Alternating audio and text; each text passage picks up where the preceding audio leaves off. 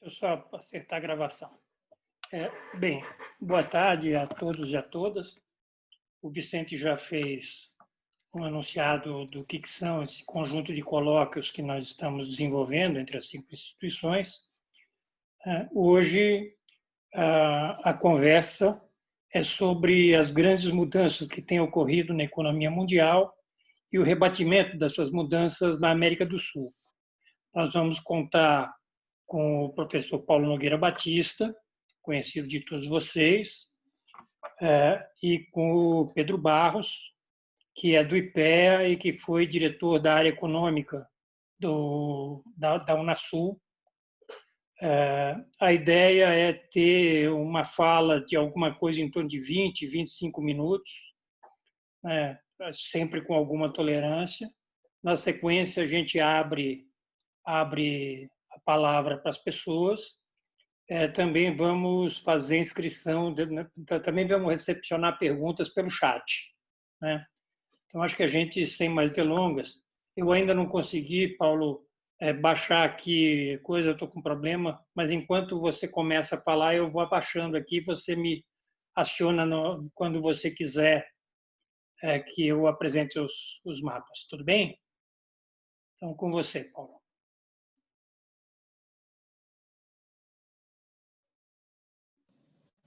Liga seu Boa microfone. tarde a todos. Boa tarde a todos. Estão me ouvindo? Sim. Boa tarde a todos. Eu queria, em primeiro lugar, agradecer pelo convite, agradecer aos organizadores dessa série de eventos para vir aqui falar junto com o Pedro Barros sobre as grandes transformações da economia mundial e seus rebatimentos na América do Sul. É um tema muito vasto. Eu vou procurar selecionar alguns aspectos nessa apresentação inicial e enfatizando a economia mundial e a América do Sul. É difícil falar de América do Sul como um todo. Eu preciso começar dizendo, na realidade, eu não quero aqui parecer arrogante, mas na realidade existe o Brasil e existe o resto da América do Sul. O Brasil, por suas dimensões territoriais, econômicas e populacionais, se destaca claramente dentro da América do Sul e mesmo no mundo, né? E o peso do Brasil no nosso continente é de tal ordem que o que acontece aqui tem efeito muito importante, decisivo mesmo, nos nossos países companheiros de continente, né? O Brasil, é importante não esquecer, é um dos gigantes do mundo. E é por isso, aliás, que eu escolhi como título para o livro que eu lancei no ano passado, O Brasil não cabe no quintal de ninguém. O pessoal se esforça para que ele caiba, mas não cabe. Não cabe porque, se você olhar para o peso relativo do Brasil, você vai verificar que o Brasil é um dos 5 países apenas que faz parte ao mesmo tempo das listas dos 10 maiores PIBs, das 10 maiores populações e das 10 maiores economias, PIBs, né? PIB, população e território, né? O Brasil é um dos 5 países que integram essas 3 listas, as 10 maiores. Os outros são Rússia, Índia, China e Estados Unidos.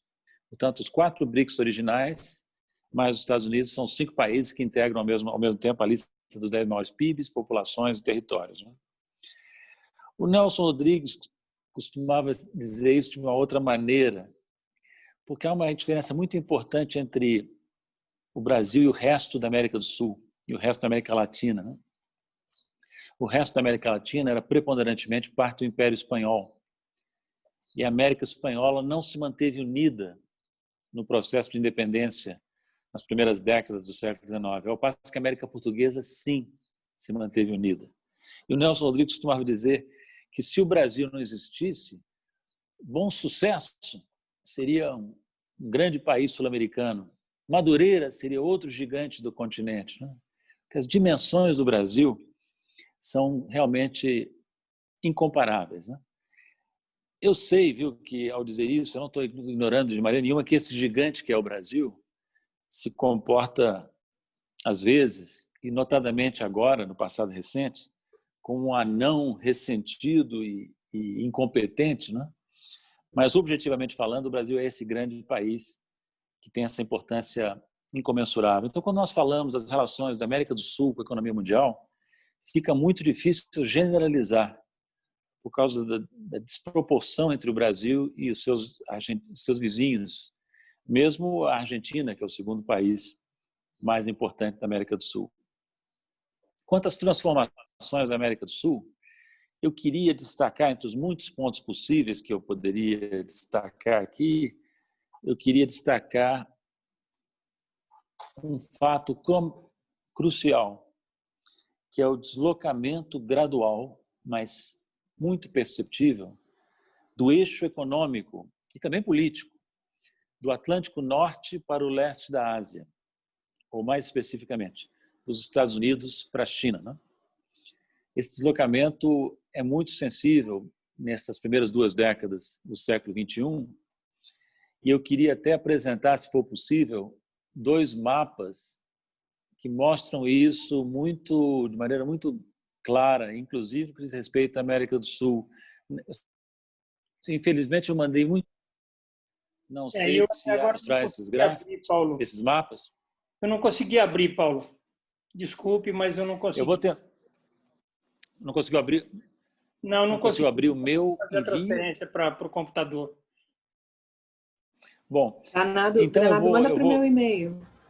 Carolina, manda para o meu e-mail, eu tento aqui, tá bom? Tá bom. Eu vou continuar fazendo a exposição e depois eu volto ao mapa, se for possível, né? O que esse mapa mostra é que, num período de menos de 20 anos, entre esses mapas, né? Entre 2000 e 2019, a China desbancou os Estados Unidos como principal fornecedor de bens em uma parte impressionantemente grande do mundo, passando a ser o principal fornecedor de bens da maior parte dos países. Isso se aplica também à América Latina e também, em particular, à América do Sul. Seria interessante mostrar esses mapas, se possível. Eu volto a eles mais à frente, mas o que eles mostram basicamente é o seguinte: no ano de 2000, havia só 2 países na América Latina que tinham na China o seu principal fornecedor de mercadorias. Cuba, que é um caso muito especial, por motivos políticos, que eu não preciso mencionar, e Paraguai, possivelmente porque o Paraguai, já no ano 2000, funcionava como um reexportador, com pouca agregação de valor, de produtos importados da China. Todos os demais países da América Latina e da América do Sul tinham nos Estados Unidos o principal fornecedor de exportação de mercadorias. Estou falando do ano 2000. Já em 2019, é isso que mostra o segundo mapa que eu mandei aí para vocês, que infelizmente não foi possível mostrar até agora. Em 2019, a inversão tinha sido muito impressionante.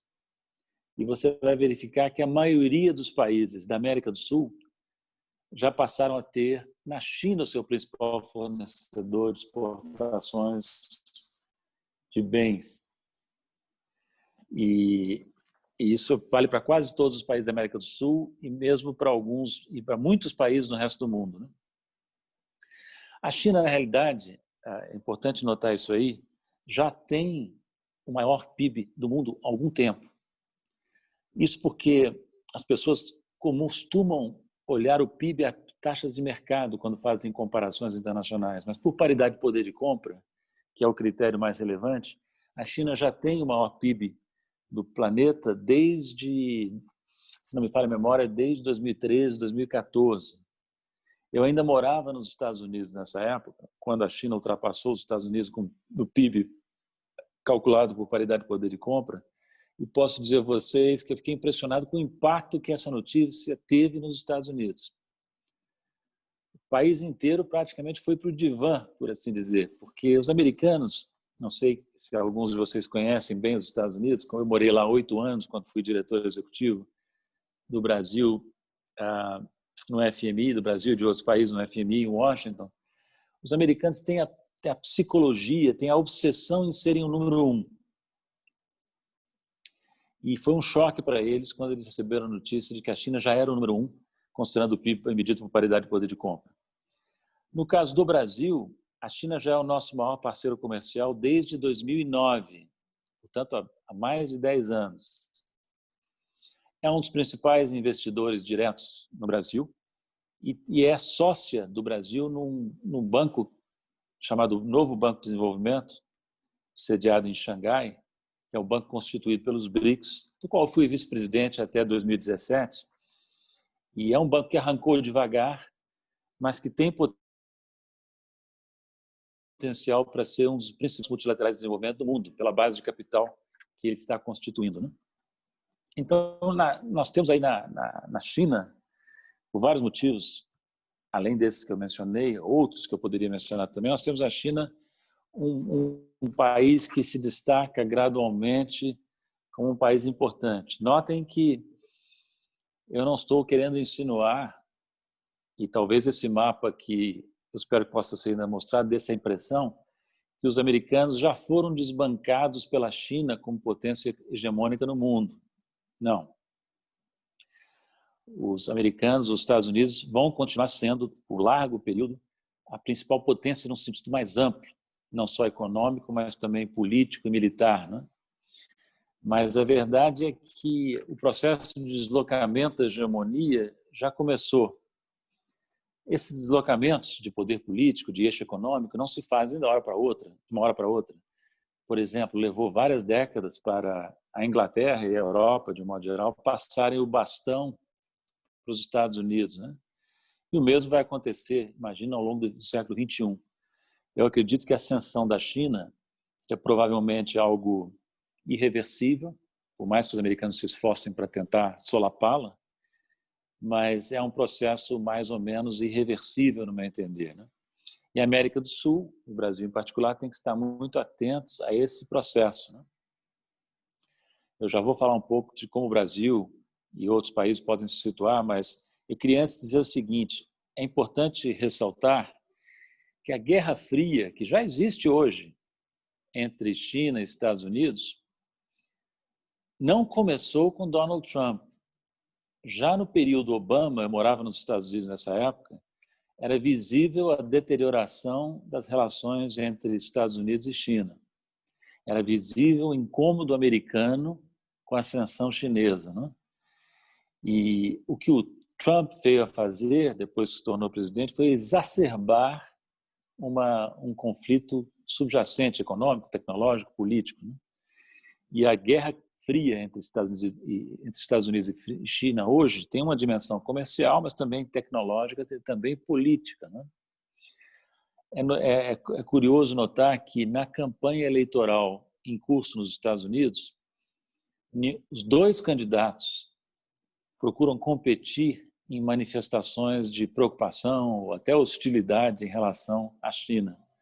O Trump é mais agressivo, mais falastrão, mas os democratas e o candidato democrata, o Joe Biden, também tem essa postura de crítica, de desconfiança em relação à China, né? É uma postura bipartidária, né?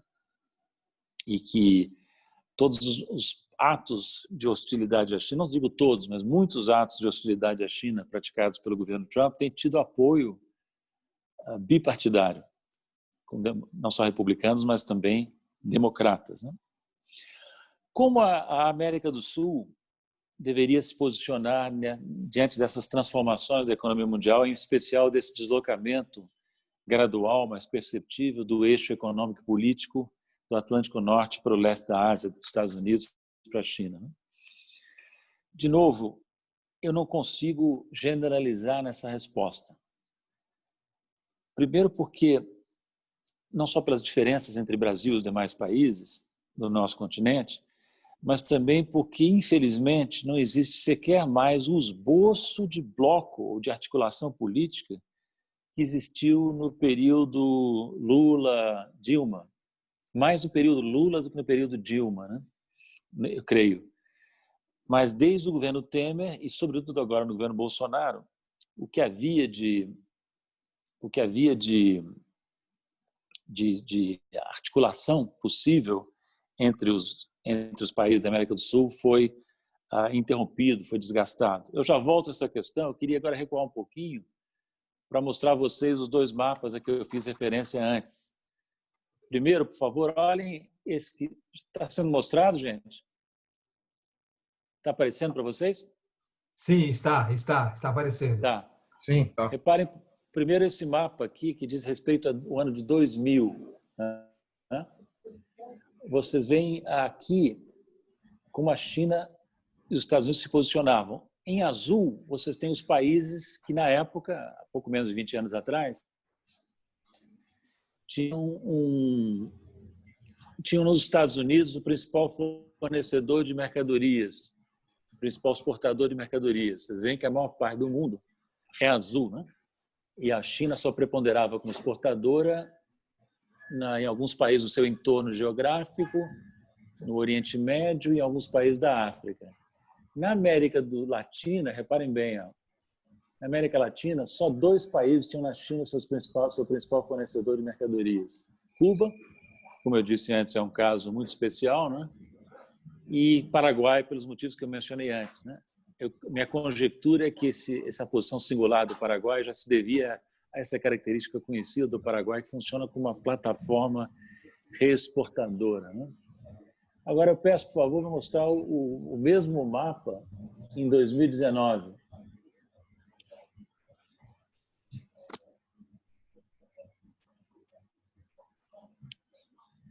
Dá para colocar o 2019? Carolina, você consegue? É o Atier que está subindo os mapas. O segundo mapa, Atier. Ele já está. Isso. Então vejam aqui agora o mesmo mapa, o mesmo critério. Azul são países que têm como os Estados Unidos o seu principal fornecedor de mercadorias. Em vermelho a China. Reparem a diferença fenomenal entre os 2 mapas em menos de 20 anos. Né?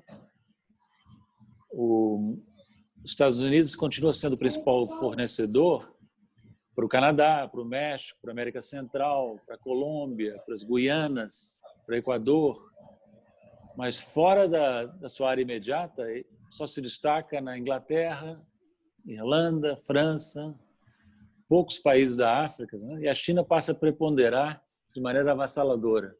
Reparem na América do Sul. Na América do Sul, todos os países, menos Equador, Colômbia e as 3 Guianas, a Guiana não é um país, né? Mas as 3 Guianas, Colômbia e Equador, têm nos Estados Unidos ainda o seu principal fornecedor, mas todos os demais têm na China a sua principal fornecedora. Então, reparem que a mudança foi extremamente acentuada, né? Muito forte num período de menos de 20 anos. Né? De novo, isso não significa que a potência hegemônica mundial seja a China, né? Porque economia, política, depende muito mais da simples participação relativa de um país nos fluxos de comércio internacional de mercadorias. Mas é um indicador bastante significativo, a meu entender, desse deslocamento do eixo econômico e comercial ao qual eu fazia referência.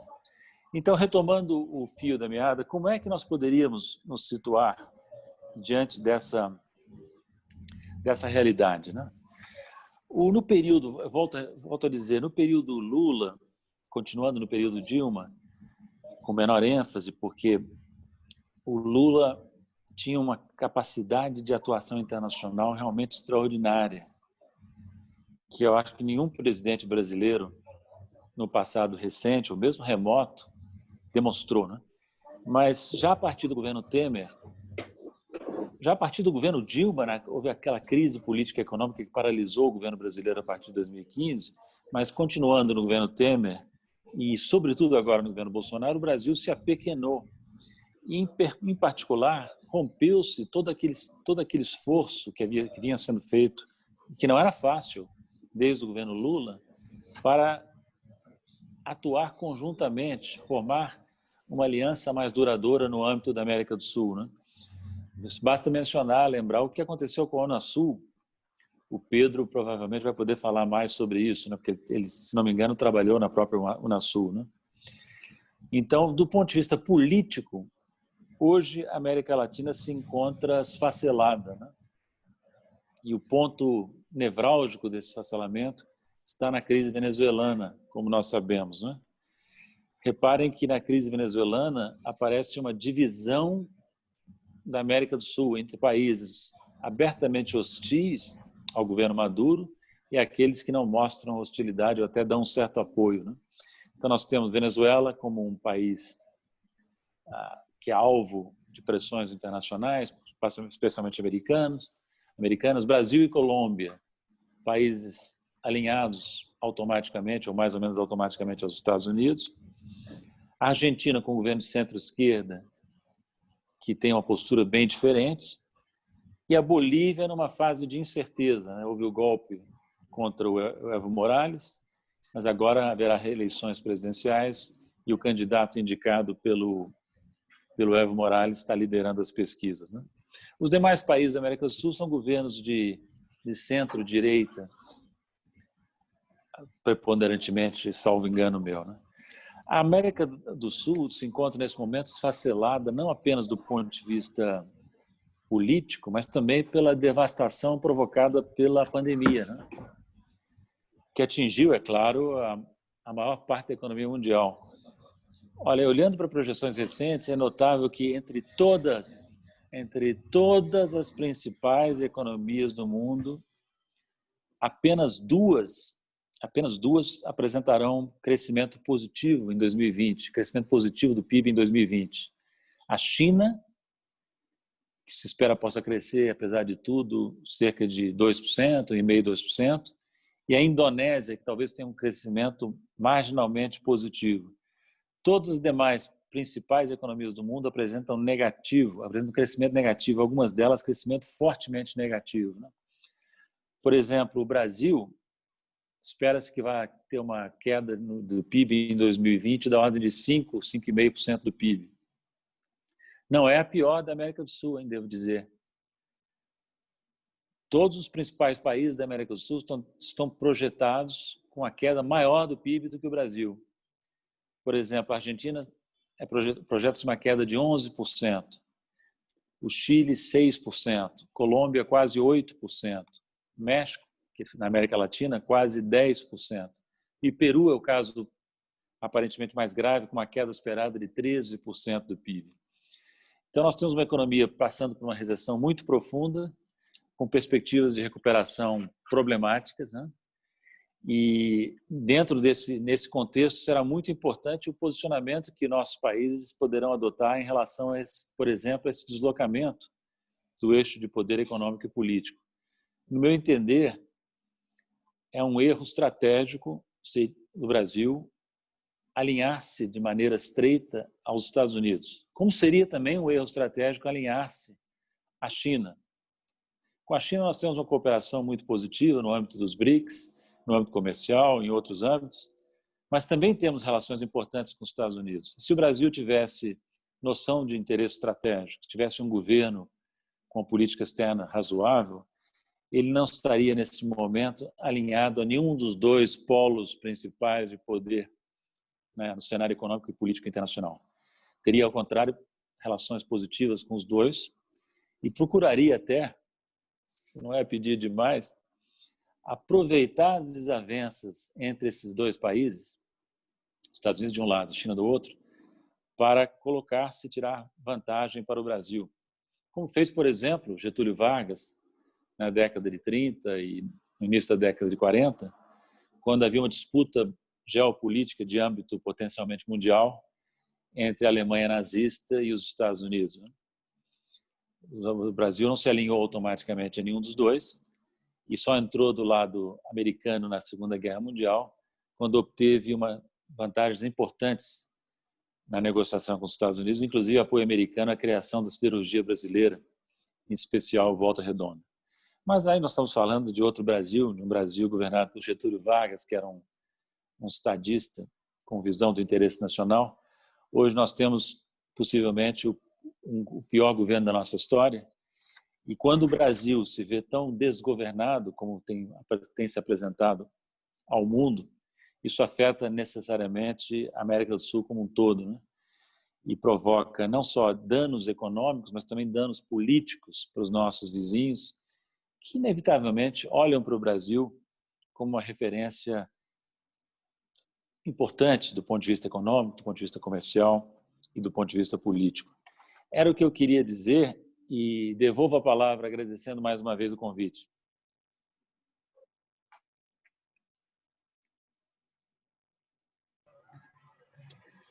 Bem, obrigado, Paulo. Eu estou com um problema no meu computador, passei pro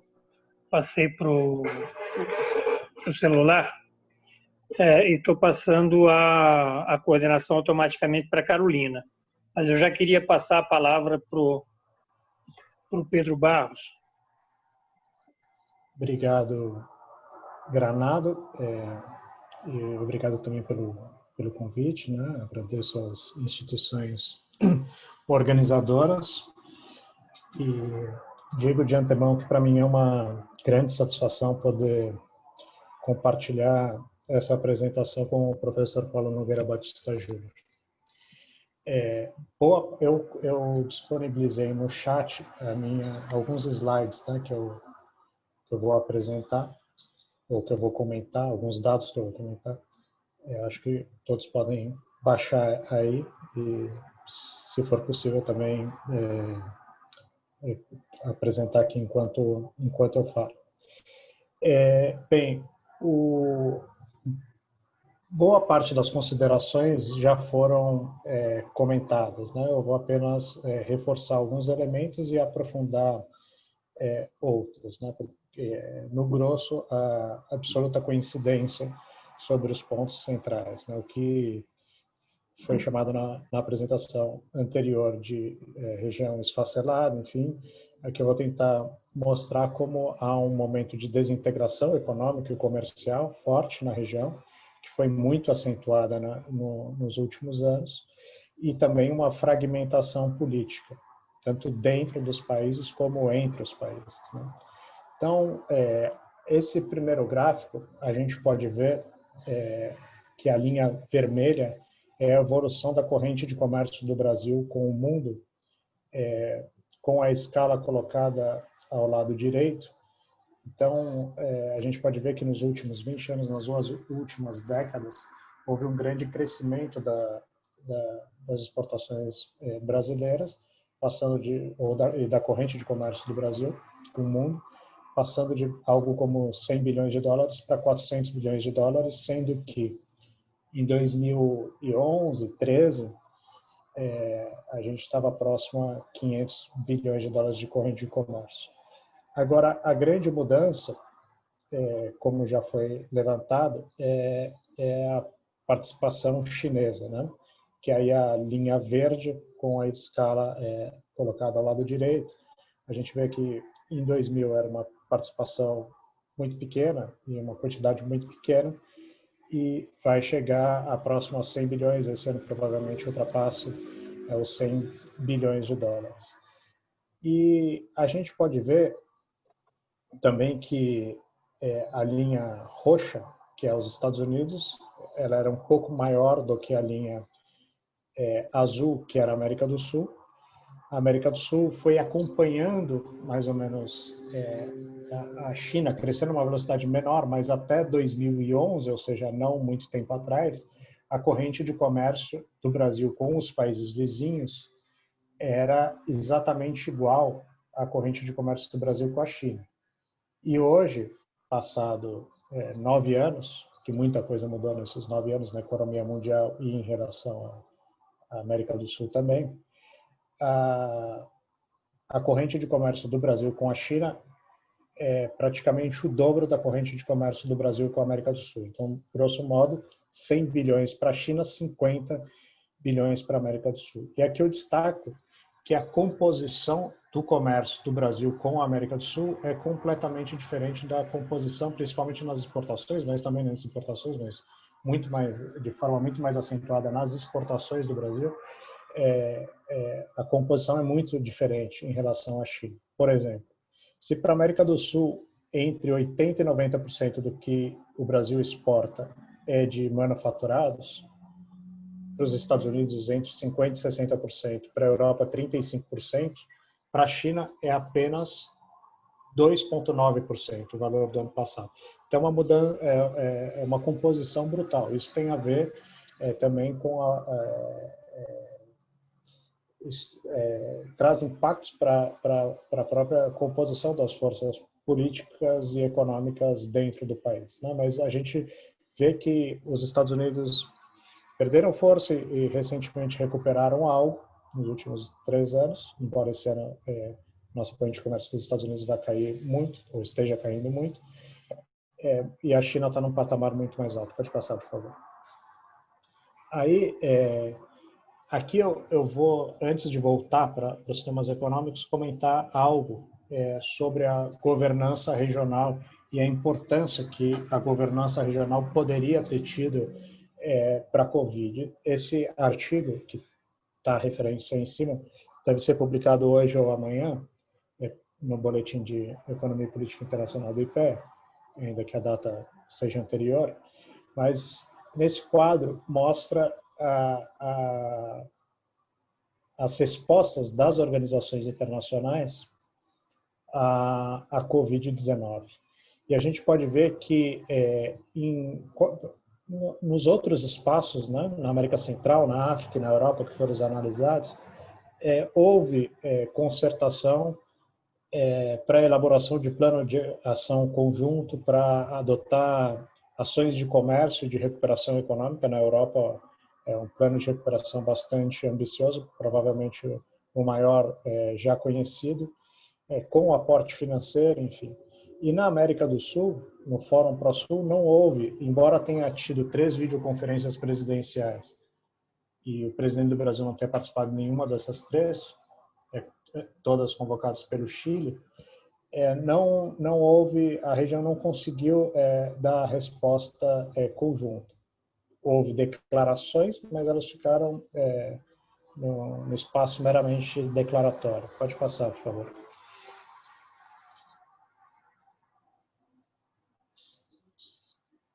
Se puder seguir, por favor.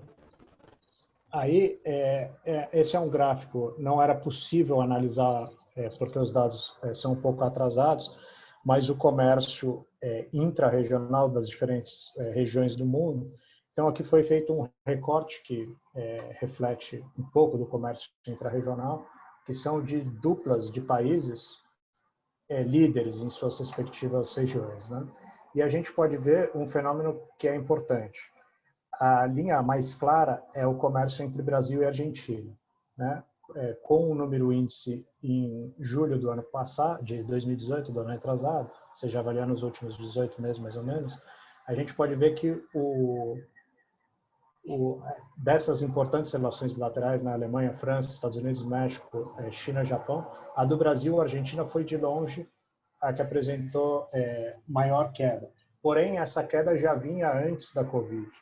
Esse é um fenômeno importante porque tanto para as questões de desintegração econômica sul-americana como a fragmentação política e a fragmentação da governança regional, os movimentos já vinham anterior à pandemia. A pandemia apenas acentuou os movimentos que já eram perceptíveis. Tá? A próxima, por favor. Aí tem uma análise que aí vai mostrar esse movimento da corrente de comércio do Brasil com os países vizinhos, estão aí todos os países da América do Sul, e aí diz respeito ao primeiro trimestre dos últimos 3 anos, ou seja, como os efeitos da pandemia no comércio, eles começaram a ocorrer na última semana de março, ou nas 2 últimas semanas de março. No primeiro trimestre ainda é possível, com os dados do primeiro trimestre, é possível analisar o movimento que já vinha independentemente da pandemia. E a gente pode ver que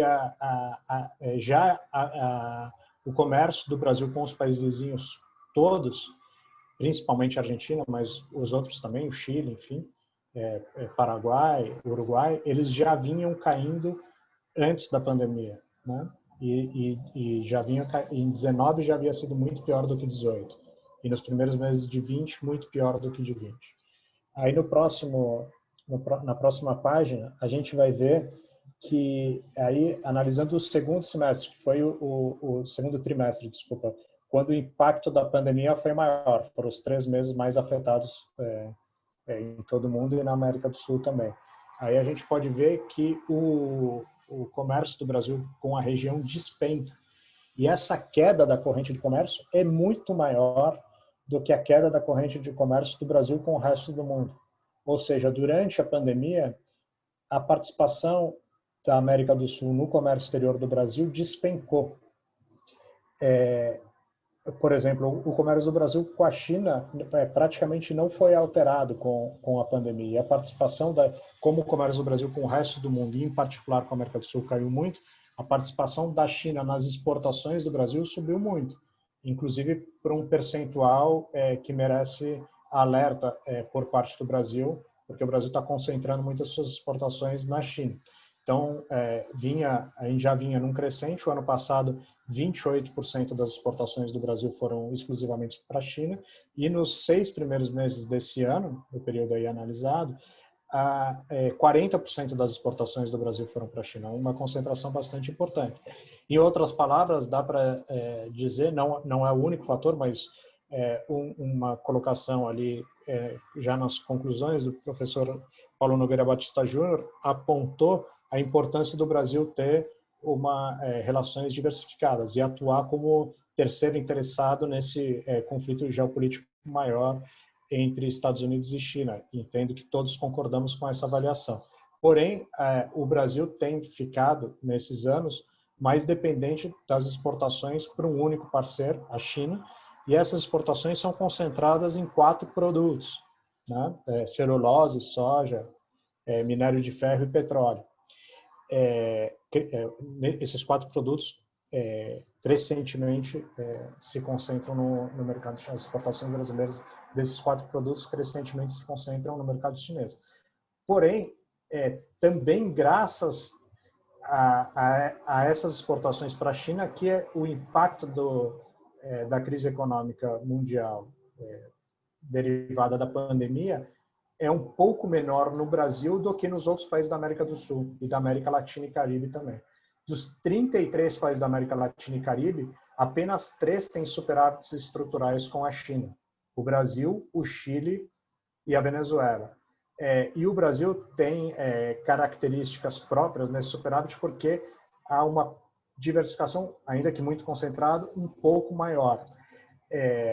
Mas o outro fator que leva que chama atenção na comparação das políticas macroeconômicas dos países da América Latina e Caribe nesse período de pandemia é que o Brasil, junto com a Colômbia, por contraditório que possa parecer, né, levando em conta os presidentes e a posição política deles e dos ministros da economia também, mas o Brasil é o que tem utilizado mais da política fiscal, muito mais do que a Argentina ou o México para combater os efeitos da crise. Isso pode soar contraditório, né? O Brasil e a Colômbia, com governos no âmbito econômico declaradamente liberais e politicamente de centro-direita, ou de direita, no caso do Brasil e da Colômbia também.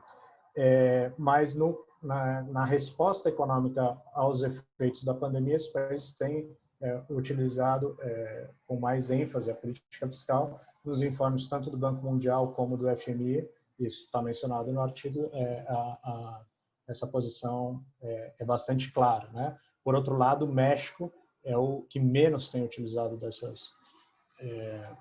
de esforço fiscal para combater os efeitos da pandemia. Mas o importante aqui é o seguinte: esse movimento concomitante de fragmentação política, tanto dentro dos países como polarização interna, com desintegração comercial, é a receita para a instabilidade regional, né? Então, os movimentos de integração todos, principalmente o movimento de integração europeia no pós-guerra, tinha como principal objetivo não só o objetivo econômico, mas principalmente político e de estabilidade com maior interdependência. Uma região com pouca interdependência, que já era a América do Sul, o nosso padrão de comércio intrarregional é de 18%. Né? Em 2018, tinha caído para 15%, o ano passado para 12%, e esse ano, nesse período aqui analisado, menos de 10% das exportações e importações do Brasil é com os países vizinhos. Isso é gravíssimo, né? E essa fragmentação e desintegração abre espaço da região, ou cria um vazio político, para que a região seja espaço de confrontos extra-regionais. Isso tem se expressado de forma cada vez mais frequente. A visita do secretário de Estado Mike Pompeo a Roraima, a Guiana, pela primeira vez na história na Guiana, pela primeira vez na história ao Suriname, na semana passada, é reflexo disso. Os discursos dele em todos os países, aqui no Brasil, falando sobre a Venezuela, na Guiana e no Suriname, enfatizando no seu discurso críticas à China, rapidamente respondidas pela China, né? Anteontem, a embaixada dos Estados Unidos em Lima fez várias críticas à China pela suposta pesca chinesa em litoral peruano. Ontem, a embaixada dos Estados Unidos em Buenos Aires também divulgou vídeos criticando a forma de financiamento da infraestrutura chinesa à América do Sul e os efeitos disso, né? Então, isso ocorre também pela omissão brasileira, que é o que a gente vai ver rapidamente nas próximas lâminas. Aqui, se puder diminuir um pouco, talvez, para os colegas, uns 100% acho que é suficiente. Aqui tem um quadro, ou um pouco menor talvez, aqui tem um quadro com os encontros presidenciais do Brasil com os presidentes da América do Sul, tá? Que eu compilei com outras duas colegas do IPE, assim como todos os gráficos e informações dessa apresentação. Aí a gente pode ver ali no total por ano que já desde 2012 há um declínio do esforço presidencial, de concertação presidencial. Como foi mencionado pelo professor Paulo Nogueira Batista Júnior, o governo do presidente Lula é excepcional pelo seu carisma, liderança, enfim, mas também pela ação, né? Também por esse esforço de concertação em nível presidencial com os países vizinhos. Aí pode passar, e aí eu vou comentar alguns outros aspectos econômicos, muito rapidamente também. Aí a gente pode ver que aqui são os desembolsos pós-embarque do BNDES entre 2000 e 2019, não 20 como está aí, para a América do Sul e a participação.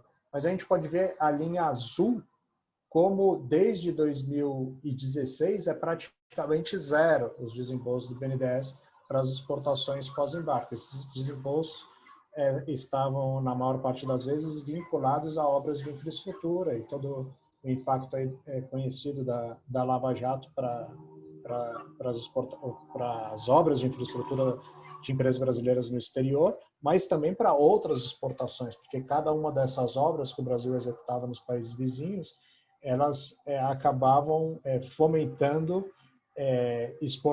outras exportações e também a internacionalização de empresas brasileiras, né? Se for de interesse nas perguntas, eu poderia me aprofundar um pouco sobre isso. Pode passar, por favor. Aí a gente vai ver que há uma coincidência, né, entre esses desembolsos e o movimento das reuniões presidenciais bilaterais. Aí, pode passar, eu acho que esse foi o último, e voltar aqui para as conclusões sem a imagem, por favor. Aí, nesses últimos anos, várias outras iniciativas do Brasil, em alguns casos, algumas mais estruturais, né, que estimulavam as exportações do Brasil para os países vizinhos, elas deixaram de existir. Uma que chama bastante atenção, que foi pouco discutida na imprensa e também no Congresso Nacional, na sociedade como um todo, foi a saída do Brasil do Convênio de Créditos Recíprocos da ALAD, que era um instrumento criado há várias décadas, né? O Tratado Constitutivo da ALAD é de 80, mas ela já existia como ALAUC desde os anos 60, e esse CCR, que era um instrumento que permitia, em cenários, né, de escassez de dólar, principalmente, que o comércio intrarregional fosse apenas compensado entre os bancos centrais meses depois, em geral 4 meses depois, então essa compensação era apenas pela diferença entre exportações e importações dos países, né? Num cenário de falta de divisas, esse instrumento era bastante importante. Lá na década de 80, mais da metade do comércio intrarregional cursava via CCR. O Brasil, em abril do ano passado, por uma decisão, e isso é muito importante, uma decisão exclusiva do Banco Central do Brasil. Então, uma autarquia executando diretamente política externa, sem que a CAMEX, os outros ministérios tivessem se manifestado publicamente sobre o tema e sem que o Congresso Nacional, né, as comissões de Relações Exteriores e Defesa Nacional, tanto da Câmara de Deputados como do Senado Federal, não discutiram, não debateram o tema. Aí o Brasil sai do CCR da ALAD, alegando as questões da Venezuela, que, como o professor também já colocou, é central para esse movimento de fragmentação regional, mas atrasos inéditos da Venezuela em honrar com os compromissos na ALAD, e uma descrição, isso está no voto aprovado por unanimidade pela diretoria do Banco Central, de que o instrumento era anacrônico. Mas se o instrumento era anacrônico e o comércio intrarregional é importante, caberia ao Brasil, pelo menos se esperava disso de acordo com a tradição da nossa política externa, que o Brasil liderasse a renovação, a modernização ou a adequação do convênio de créditos recíprocos da ALAD para as atuais circunstâncias do comércio mundial. Mas o que a gente viu é que entre 18 e 19, e a saída do Brasil foi no início de 19, do CCR, o superávit comercial do Brasil com os países da ALAD caiu de 13 para 7 bi. Não só pela saída do Brasil do CCR, claro, mas é uma sinalização política importante que deve ser levada em conta. Então, a América do Sul, que já representou por vários anos 50% do superávit do Brasil e que tem todo esse peso pelo fato do Brasil exportar para os países vizinhos produtos industrializados. Para cada dólar que o Brasil exporta para a Argentina, emprega-se 5 vezes mais brasileiros do que cada dólar que o Brasil exporta para a China, devido às características dos produtos que a gente exporta para cada um desses dois mercados. Então, a gente tem perdido muito espaço. Essa desintegração econômica pode ter efeitos políticos desastrosos, e todo esse movimento tem impacto na realidade concreta do Brasil, por exemplo, no nível de emprego. Eu poderia comentar mais e gostaria, inclusive, sobre outras questões, como o Grupo de Lima, o próprio Fórum ProSul, o desmantelamento da Unasul, enfim, mas considerando que a gente já se aproxima das 5 horas e o que eu fui informado que o professor Paulo Nogueira Batista Júnior poderia participar até às 17h30, considero que é importante eu encerrar aqui e poder ouvir os colegas, né, com as perguntas e as respostas do professor. Agradeço. Obrigada, Pedro. Então, nós vamos, em função de hoje, a gente está até às 17h30 com a presença do professor Paulo, a gente vai pegar uma rodada inicial de 3 falas, de até 5 minutos cada, e devolver para eles fazerem comentários, sendo que o comentário do professor Paulo vai ser seu comentário final.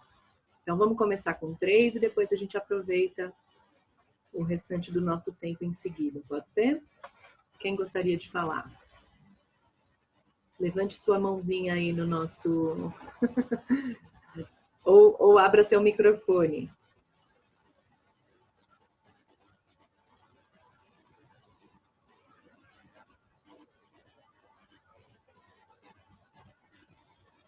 Me escreve, Carolina.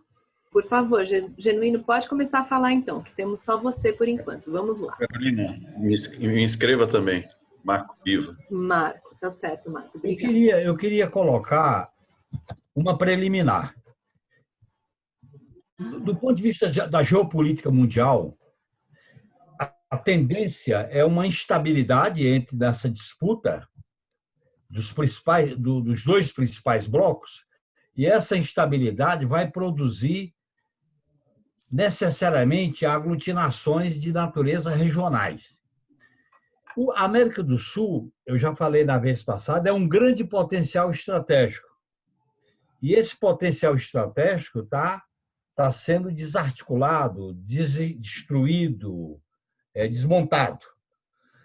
Considerando que a gente tem uma economia complementar, tem interesses não conflitantes, tem interesses de cooperação, tem interesses... Todas as experiências foram bem-sucedidas, desde a primeira experiência de reunir os governos da América do Sul com os governos árabes, toda a experiência em relação às parcerias da Unasul e principalmente do Conselho de Defesa Sul-Americano, eu colocaria essa... Veja bem, você tem que ter... A América do Sul é um grande polo estratégico. E o Brasil, sem nenhum tipo de hegemonismo, pode conduzir, pode articular esse grande polo estratégico. Lamentavelmente, nós estamos adotando uma posição de submissão. Isso com graves consequências. Considerando que há um agravamento da crise internacional, Paulo, do ponto de vista de uma crise em várias dimensões, financeira, sanitária, geopolítica, ecológica, bancária, pode acontecer isso do ponto de vista de uma disputa mais acirrada, essa situação da América do Sul tende a se aguçar. Veja o caso da Bolívia, que impediram legalmente a candidatura do Evo Morales, o caso do Equador, que impediram a candidatura do Rafael, essa pressão em cima da Venezuela, o desafio político nosso aqui, que eu acho que é um desafio se o Lula vai restituir seus direitos políticos ou não. Portanto, há uma espécie de endurecimento político para manter essa política de América para os americanos. Então, eu vejo que nós poderemos entrar numa área de instabilidade e de conflito, e não de negociação de acordos como foi o início do século XXI. Eu acho que nós vamos entrar numa área de conflito, de tensionamento. E eu queria colocar essa questão aí porque os Estados Unidos, a margem de manobra é muito estreita, seja com republicanos ou com democratas, do ponto de vista geopolítico, do ponto de vista econômico, do ponto de vista da disputa com a China. A margem de manobra é muito estreita, diferentemente dos anos da ditadura militar, dos anos da democratização e dos anos do início do nosso governo, do governo Lula. A margem é muito estreita. O neoliberalismo, como fase de organização do capitalismo, não dá margem.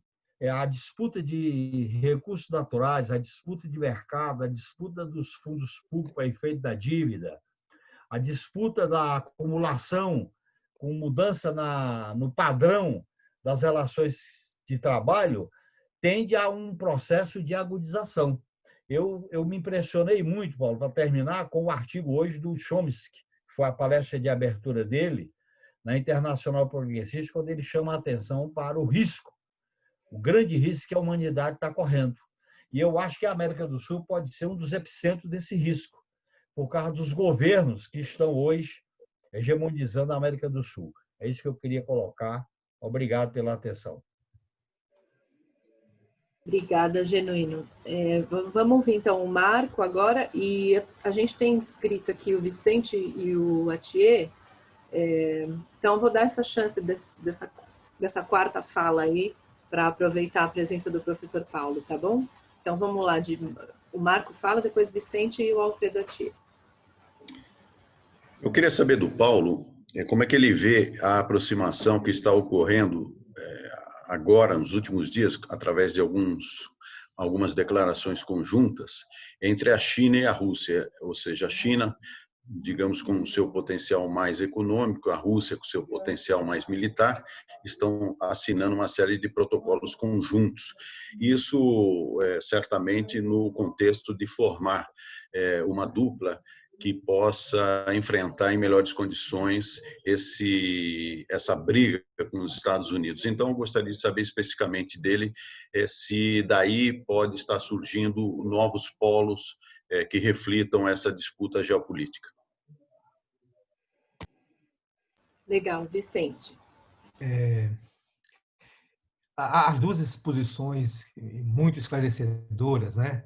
Pode justificar um pouco a seguinte questão. O nosso continente estaria agora submetido a uma lógica de Guerra Fria, né? Uma lógica de uma Segunda Guerra Fria. Lembrando que, nas lógicas das guerras frias, um elemento fundamental são as áreas de influência, quer dizer, a atuação das potências em litígio na preservação e na consolidação e no enquadramento de suas áreas de influência. E aqui uma indagação mais ao Paulo e depois o Pedro pode complementar. Paulo, você que viveu, você entende, nos dois territórios, né, da geopolítica em disputa hoje, qual a percepção que você percebeu desses dois atores em relação às suas estratégias referentes à América do Sul? Aqui me refiro aos Estados Unidos e à China. Obrigada. Atier, vamos lá? Oi, obrigado, Carolina. Agradecer ao Paulo e ao Pedro, né, pelas exposições super esclarecedoras e brilhantes. E a minha pergunta é uma pergunta simples, e ela diz respeito a esse caráter, digamos assim, esquizofrênico da postura brasileira em relação a esse conflito China-Estados Unidos. Porque se, por um lado, atualmente, né, nesse governo intempestivo que nós temos, há um desejo enorme de aliança com os Estados Unidos, na retórica, nas ações. Por outro lado, do ponto de vista das relações comerciais, o Brasil se encaminha efetivamente para essa tendência que é a da prevalência chinesa, né? Então, como é que isso se estabelece, digamos assim? Qual é o resultado disso, dessa esquizofrenia, digamos, se é verdadeira, do ponto de vista geopolítico? Essa é a pergunta só. Obrigada, Alfredo. Eu tenho aqui uma pergunta no chat, ela é para o Pedro, tá? Pedro.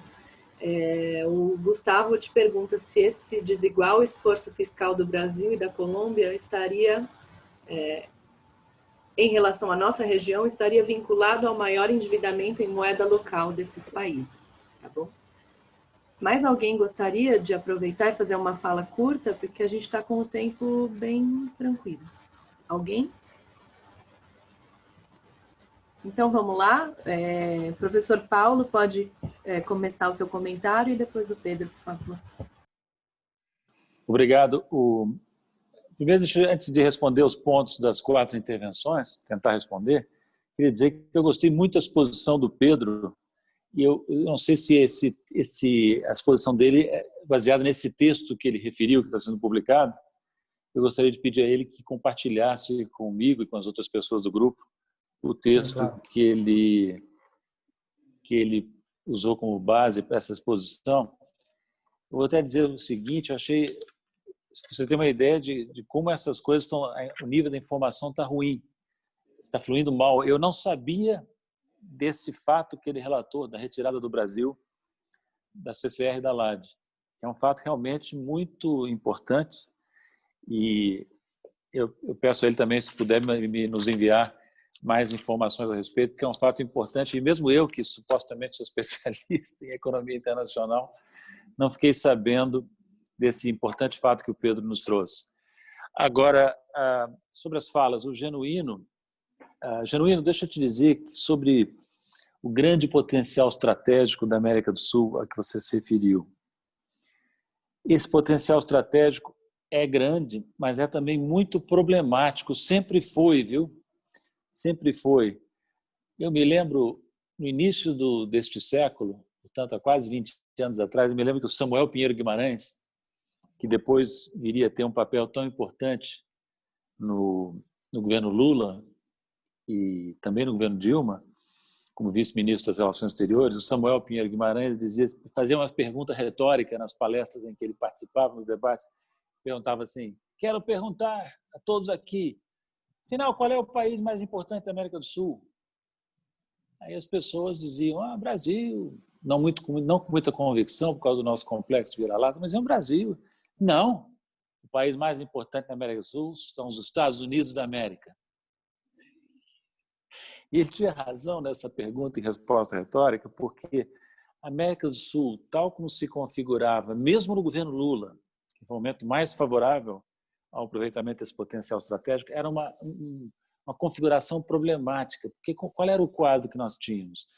Nós tínhamos, no Brasil, um presidente extraordinariamente talentoso para a política internacional e para a política em geral, e que oferecia uma espécie de modelo de atuação internacional, que era independência com substância, com objetivos estratégicos claros, mas sem radicalismo, especialmente sem radicalismo retórico. E se você observar no período Lula, onde esse potencial estratégico da América do Sul era potencialmente maior, por causa do papel do Brasil, você tinha, na verdade, não tinha nenhum país importante da nossa região, mesmo incluindo a América Latina, que seguisse o modelo do Lula. A América do Sul, na verdade, se o Brasil era líder, se o Lula era líder da América do Sul, como às vezes se dizia, ele era um líder praticamente sem liderados, porque o resto da América do Sul e da América Latina e até se dividia em dois grandes grupos: países que se alinhavam aos Estados Unidos, por exemplo, México, na época não tinha, muito antes da eleição do presidente atual, né? México, Colômbia, né? Chile, por exemplo, né? Eram os países que se alinhavam aos Estados Unidos, inclusive tinham negociado com os americanos acordos de livre comércio no modelo NAFTA, caso não só do México, dentro do NAFTA, mas também da Colômbia, do Equador, do Peru e do Chile. Né? Havia esse grupo, vamos dizer assim, a margem pacífica, do lado do Pacífico da América do Sul, e havia um outro grupo, que era um grupo de países que radicalizavam os bolivarianos, liderados pelo Chávez, né, pela Venezuela, e também a Argentina, que não era propriamente bolivariana, mas tinha um governo que adotava posturas muito radicais. Né? Então, por exemplo, eu vou te dizer, quando eu estava em Washington, na diretoria do FMI, eu tinha muita dificuldade de contar com os outros países sul-americanos ou latino-americanos para atuação conjunta. Porque eu olhava em torno da mesa, eu tinha de um lado os alinhados aos Estados Unidos, os yes men, né? De outro, os países que faziam barulho, nem sempre de forma muito consistente. Né? E, então, o nosso mecanismo de aliança principal no Fundo Monetário eram os BRICS, e não a América do Sul, entende? E não a América Latina. Com a situação atual, como o Genuíno disse muito bem, o caso é muito pior. Né? A situação é muito pior. Né? Mudou muito o posicionamento relativo dos países. Agora, nem tudo é negativo, eu diria. Viu? É notável, por exemplo, a resistência da Venezuela. Notável a resistência da Venezuela. Né? O Guaidó, o fantoche que os americanos inventaram, apesar do apoio brasileiro e colombiano, pouca importância conseguiu adquirir. Né? E acho que tem um fator aí que vai ser muito importante para essa discussão, que é a eleição americana, claro. Né? Eu diria que nunca foi tão importante para nós quanto é hoje a eleição americana, por causa do efeito político que terá na América Latina. Não que os democratas serão assim maravilhosos amigos nossos, né? Mas o Trump, por vários motivos, entre eles por causa da relação com o governo Bolsonaro, com o presidente Bolsonaro, tornou-se um fator de perturbação bastante significativo. Né? Quanto ao marco, a interação do marco, a aproximação China-Rússia é um fato muito significativo. Na realidade, a China e a Rússia já estão bem próximos há bastante tempo, viu, Marco? Bem próximos, política e economicamente. Isso era muito visível para mim no processo BRICS, do qual eu participei desde o início de 2008 até a minha saída da China em 2017. Né? A proximidade da China e da Rússia se explica de maneira, pode ser resumida da seguinte maneira: a Rússia, na verdade, entrou em confrontação com o Ocidente. Eu diria até que a confrontação foi mais motivada pelo Ocidente do que pelo Putin, né? É controvertida essa afirmação, mas eu tenho a impressão que pode-se dizer isso. Quando os europeus, e sobretudo os americanos, imaginaram, isso o governo Obama, hein? Imaginaram que poderiam atrair a Ucrânia para a União Europeia e talvez até para a NATO, num segundo momento, desconsiderando a importância estratégica que a Ucrânia tem para a Rússia, querendo imprensar realmente a Rússia, eles cutucaram uma onça com vara curtíssima, né? E o Putin, diante da crise que se instalou, resolveu incorporar a Crimeia, né? Que, aliás, tem uma população preponderantemente russa e que apoiava a incorporação da Crimeia à Rússia, deve-se dizer. Mas com essa decisão do Putin, decisão arriscada e corajosa, a Rússia passou a enfrentar sanções por mais de 40 países, liderados pelos Estados Unidos. Então, a Rússia, desde aquele tempo, já está numa confrontação bastante importante com o Ocidente. Eu tenho a impressão que o Putin tinha a expectativa de que, com a vitória do Trump, as relações com os Estados Unidos poderiam melhorar. E isso não se confirmou. O establishment americano não permitiu o que parecia ser uma intenção do Trump, não sei se consistente ou não, de resolver as relações com a Rússia. Então, continua a confrontação Rússia-Ocidente. E a China é o seguinte, né? A China, eu vou dizer a vocês, tinha relações muito próximas com a Rússia, mas não comprava a confrontação da Rússia com o Ocidente, que começou em 2014. Aliás, não deveria comprar, não era normal que comprasse, né? Nenhum dos outros BRICS comprava o confronto russo-ocidente, que se acentuou em 2014. E nem tem porquê. Lembre-se que os BRICS são mecanismos de cooperação com propósitos limitados, estratégicos, importantes, mas não é uma aliança política.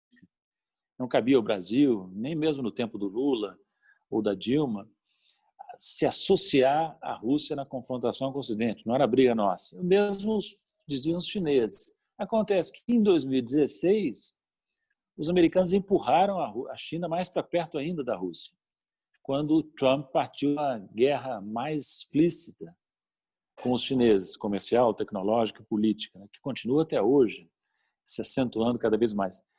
Então, eu diria a você que essa aproximação China-Rússia, que tem laços antigos, que se acentuou no passado recente, ela foi facilitada, estimulada pela política americana. Já no governo Obama e acentuando-se no governo Trump, né, com a confrontação patrocinada contra a China, né? Sobre a intervenção do Vicente, se nós cairíamos numa lógica de Guerra Fria, na América do Sul, a presença dos Estados Unidos, Vicente, é muito maior na América do Sul do que é a chinesa. Apesar daquele mapa que eu mostrei, que mostra que na maior parte dos países os Estados Unidos são menos importantes hoje comercialmente do que a China. A presença política, cultural, estratégica dos Estados Unidos é muito maior do que a chinesa ainda. Onde é que a China e a Rússia também têm mais presença? Eu diria que em 2 países, né, na América Latina, Cuba e Venezuela. Cuba tradicionalmente, Venezuela mais recentemente, né? Inclusive, o Maduro tem se apoiado na China e na Rússia para fazer face às pressões que tem recebido. E seria a pior coisa que o Brasil poderia fazer, seria se engajar em hostilidades crescentes em relação à Venezuela, comprando a agenda do Trump, né? É uma tolice arrematada, nós não temos por que fazer isso.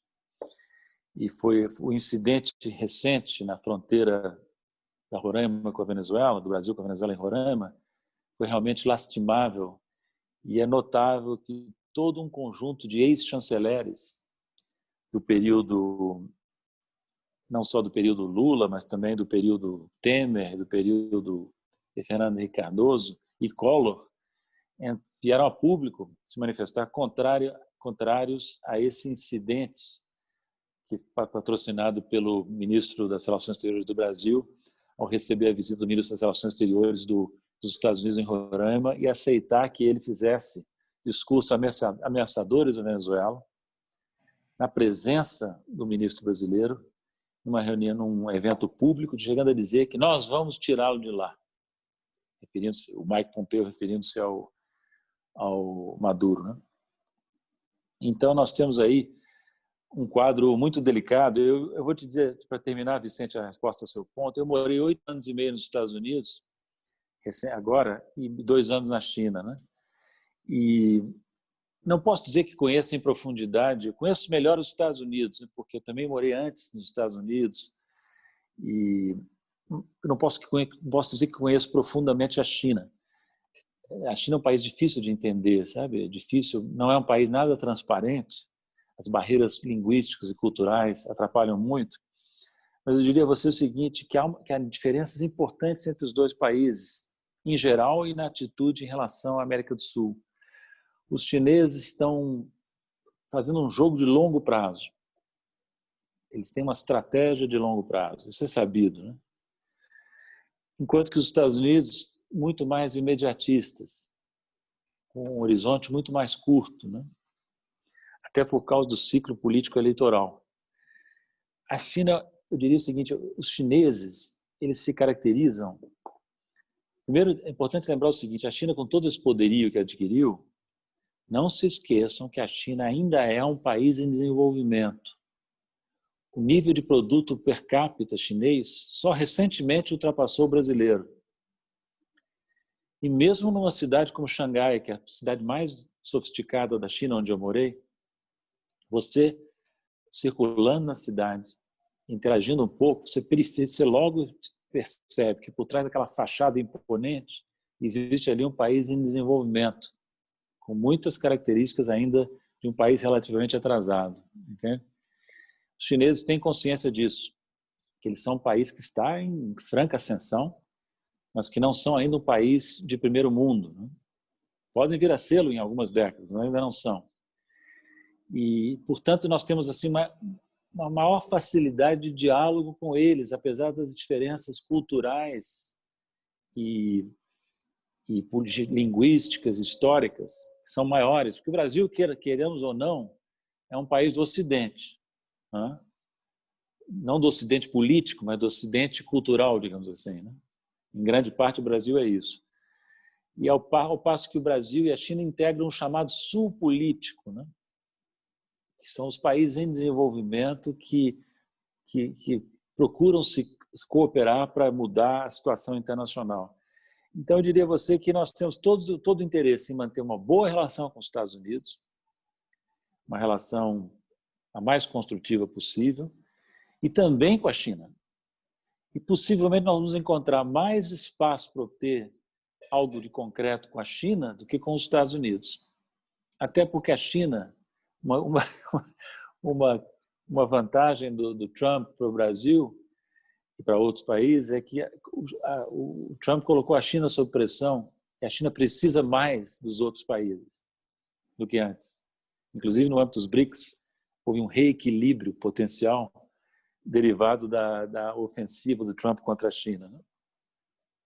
E, finalmente, para terminar, infelizmente, eu não peguei o nome da pessoa que fez a quarta intervenção. É o Alfredo Atier. Alfredo, para terminar, eu diria o seguinte, existe um desejo enorme do governo atual, e compartilhado por parte das camadas dirigentes brasileiras, de ter uma relação com os Estados Unidos primordial, especial, não é? Eu vou dizer a você que a maneira como o governo Bolsonaro tem conduzido esse assunto é tão deficiente que até as camadas dirigentes brasileiras, que não se destacam por um desejo de profunda independência em relação aos Estados Unidos, para ser o mínimo, até as camadas dirigentes brasileiras estão críticas, estão hesitantes em relação ao comportamento brasileiro. Vejam que, por exemplo, no incidente que eu mencionei há pouco, em Roraima, o presidente da Câmara, Rodrigo Maia, soltou uma nota considerando aquele incidente como se não me engano a palavra que ele usou foi uma afronta às tradições da política externa brasileira, né? O Rodrigo Maia, no meu entender, é uma figura razoavelmente representativa do que são as camadas dirigentes brasileiras. E o fato de ele ter se oposto à maneira como o chanceler brasileiro tem se relacionado com o chanceler americano me parece significativo. Veja, Alfredo, que nessa relação especial, supostamente especial, Brasil-Estados Unidos, as concessões têm sido quase que exclusivamente brasileiras. É difícil encontrar algo de concreto que o governo Trump tenha feito em contrapartida a inúmeras concessões econômicas e políticas que o governo Bolsonaro tem feito, essencialmente em base unilateral. Em várias áreas, na área comercial, na área política, na área de investimentos, né? Então, o Brasil está ansioso para fazer concessões aos Estados Unidos. Tem alguma lógica isso? Eu vou dizer a vocês que eu, morando 8 anos e meio nos Estados Unidos, recentemente, trabalhando numa entidade internacional onde os americanos têm um peso grande, eu quero dizer a vocês que, como diretor no FMI, como delegado brasileiro no G20, eu cansei de ver a indiferença e até o desprezo com que os americanos tratavam os seus satélites, grupo do qual o Brasil nem remotamente fazia parte na época em que eu lá estava. Não quero citar nomes, mas cansei de ver, nomes de país, mas cansei de ver. O americano não entende comportamento subserviente, não respeita, não despreza. Então, eu arrisco dizer que os americanos devem ter desenvolvido um desprezo pelo governo Bolsonaro. É óbvio que embolsam as concessões que o Bolsonaro faz, que o chanceler do Bolsonaro faz, mas não respeitam e nada oferecem de significativo em contrapartida, né? Como seria de esperar. Qual é a lógica disso? Eu só tenho uma explicação, eu ofereço aí a reflexão de vocês. O que o governo Bolsonaro está tentando construir com os Estados Unidos não é uma relação especial Brasil-Estados Unidos. É uma relação especial Bolsonaro-Trump, onde o Bolsonaro faz as concessões com o chapéu alheio, que é o chapéu do Brasil, e espera obter em troca, obtém em troca talvez, apoio do presidente americano a seus propósitos políticos e às suas disputas políticas internas. Acho que essa é a única lógica possível que eu vejo no comportamento. Talvez esteja querendo chegar a uma lógica que nem existe, né? Pode ser que seja mera estupidez, mero primarismo A do governo subserviência atual. não tem lógica, né, Paulo? Pode nem ter lógica nenhuma. Mas eu acho que nós não podemos subestimar os nossos adversários políticos, né? E para terminar, queria dizer, viu, que o presidente de formação, das suas limitações evidentes, em termos de conhecimento, em termos de posicionamento, ele tem se mostrado esperto, tem se mostrado habilidoso, é um adversário político para aqueles que prezam Brasil, independência brasileira, inclusão social, justiça social, tem se mostrado um adversário muito perigoso, né?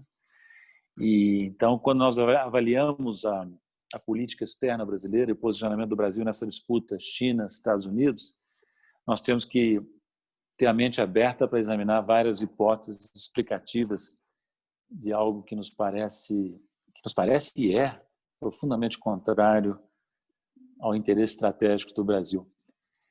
Eu preciso, infelizmente, encerrar. Eu queria novamente agradecer a oportunidade, eu vou ter que sair agora, eu queria novamente agradecer a oportunidade que vocês me deram e fico... também as perguntas foram feitas muito interessantes e fico no aguardo dos textos tão interessantes que o Pedro certamente vai disponibilizar para a gente. Obrigado, gente. Me despeço aqui. Viu? Muito obrigado, Obrigada, Paulo. Excelente. Obrigada. Obrigada. Agora vamos ouvir o Pedro. Pedro, deixa eu só acrescentar uma pergunta que entrou do Luciano, que é professor na UNILA.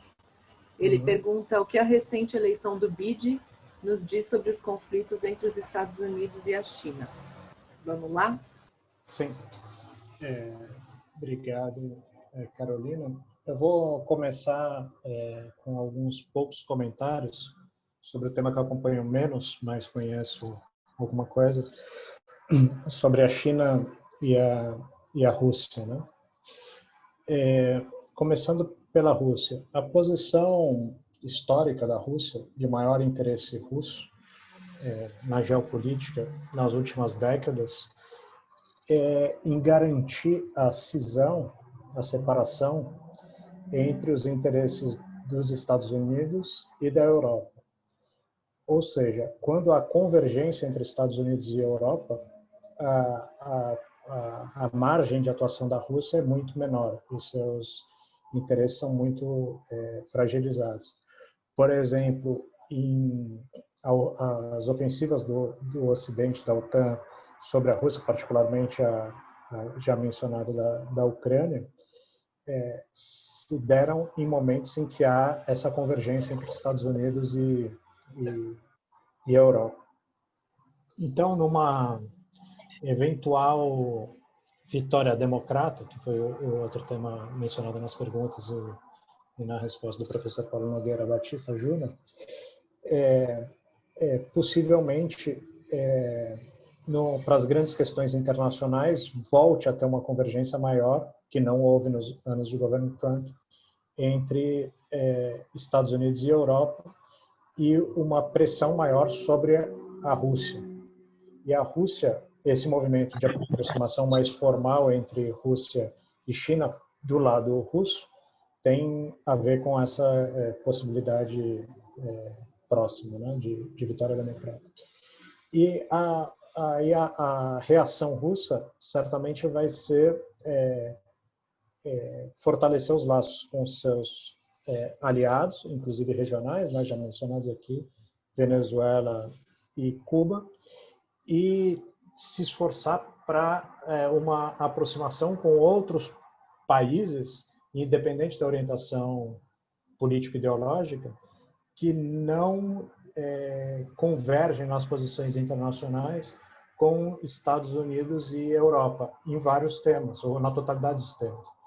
Como ficou evidente essa semana mais uma vez durante a Assembleia Geral das Nações Unidas, a posição brasileira sobre vários temas atualmente, ambiente, enfim, e outros, costumes, etc., ela é dissonante em relação à posição tradicional da Europa e a posição tradicional dos democratas nos Estados Unidos.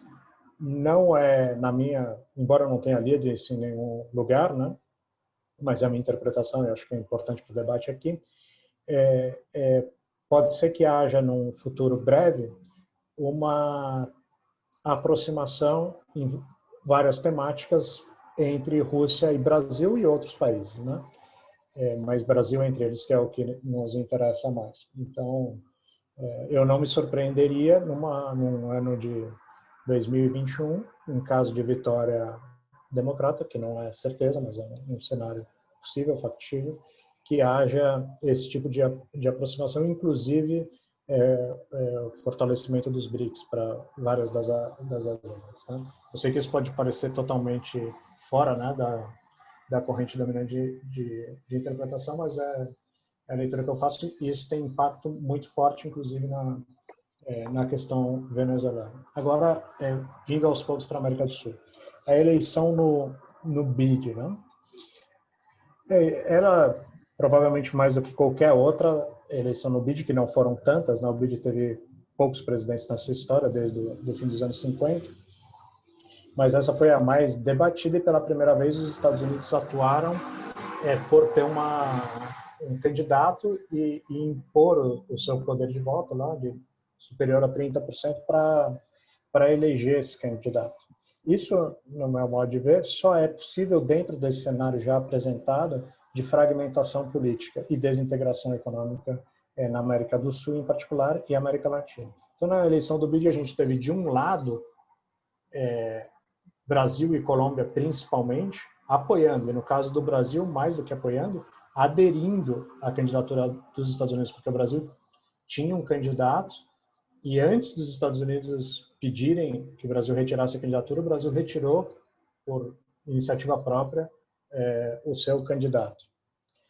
E, de outro lado, países como a Argentina e o México, que já haviam se colocado contra os Estados Unidos na reeleição do Almagro para a OEA, né, que tem suas semelhanças embora tenha diferenças também, mas com o BID. Mas no caso do BID, por exemplo, o Chile, que tem um governo de centro-direita, mas como eu já comentei, tem relações muito comerciais, né, muito próximas com a China, porque além do Chile ter superávit estrutural com a China consome sozinha, por exemplo, 55% do cobre do mundo. E o principal produto do Chile de exportação, conhecido isso, de longe, é o cobre. Mas não é só por isso. O Chile tem tido, embora muita gente lia ou interpretava nos anos 90 e 2000 que o Chile era um aliado quase que automático aos Estados Unidos na política hemisférica, eu não entendo dessa forma, e nessa eleição ficou mais claro do que nunca, né? O Chile tem uma estratégia própria. Tanto é que quando a Unasul foi dissolvida na prática, o Chile se apressou em apresentar uma alternativa, né, que foi o Fórum Pro-Sul. Por quê? Porque 3 ex-chanceleres do Chile se manifestaram contra a saída do Chile da Unasul. E no Chile a decisão de saída pode ser discricionária do presidente da República, porém tem que ser consultado o parlamento, e a Câmara Baixa chilena, por 2 votos, se manifestou contrária à saída do Chile da Unasul. Então o Chile tem uma estratégia própria. E o Chile se uniu a esse esforço da Argentina e do México em tentar prorrogar a eleição. Claro que esses países poderiam e teriam conseguido provavelmente ir às últimas consequências, que seria não garantir o quórum para a votação no BID, porque era necessário 75% de quórum. E esses países tinham votos somados, que isso se expressou na votação, né, ou na abstenção da votação da candidatura Maurício Caroni. 31% dos votos se abstiveram, né, não elegeram o Caroni. Esses 31% seriam suficientes para não dar o quórum à votação. Né? Claro que aí seria oferecer o quórum é uma posição ainda mais agressiva do que votar contrariamente ou se abster na votação. Mas esses países poderiam fazer, e não fizeram, principalmente pelo fato de que essa eleição foi no dia 12 desse mês, de setembro, mas ela foi organizada, essa articulação entre os países, no início de agosto. No início de agosto, a possibilidade do Trump não se reeleger era muito maior.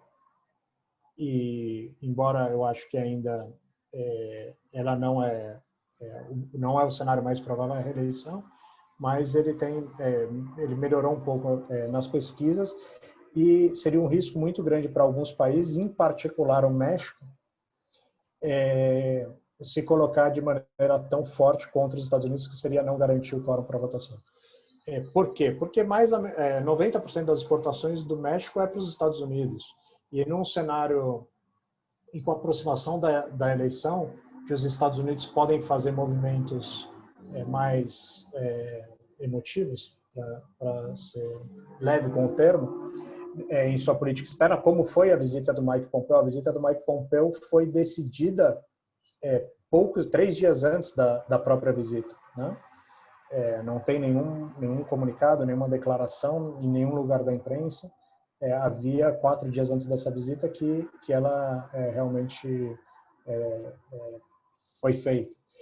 E o México poderia sofrer muito sofrer consequências econômicas fortes, num cenário econômico que já é crítico para o México, bastante crítico. É um dos países que mais vai sofrer com os efeitos da pandemia nesse ano e no seguinte. Caso o presidente dos Estados Unidos decidisse agredir de várias formas na reta final de campanha o México. Então, houve uma contenção. Mas o que é importante é que, na campanha do Maurício Caroni,